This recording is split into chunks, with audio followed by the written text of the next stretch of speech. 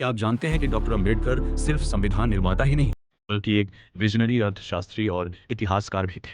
Doctor B are Ambedkar की 5 ऐसी किताबें हैं जो उनके सबसे प्रसिद्ध कार्यों जैसे अनाइलेशन ऑफ कास्ट की तुलना में कम चर्चा में रहती है।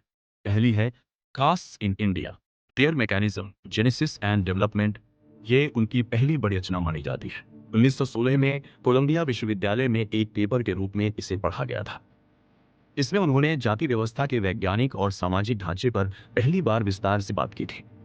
दूसरी, revolution of provincial finance in British India.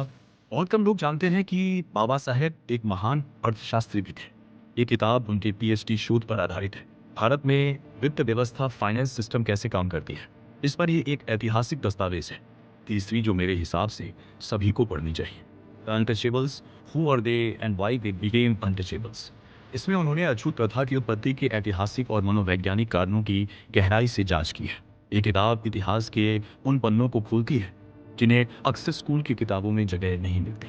चौथी, पाकिस्तान और द पार्टीशन ऑफ इंडिया।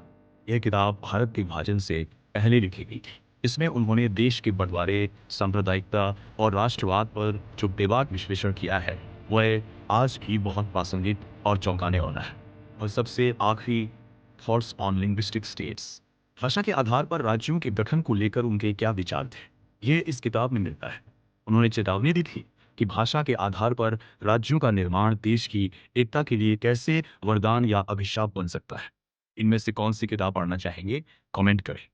ऐसी वीडियोस के लिए चैनल को सब्सक्राइब जरूर कर लें। अम्बेडकर जयंती की आपको बहुत बहुत शुभकामनाएं।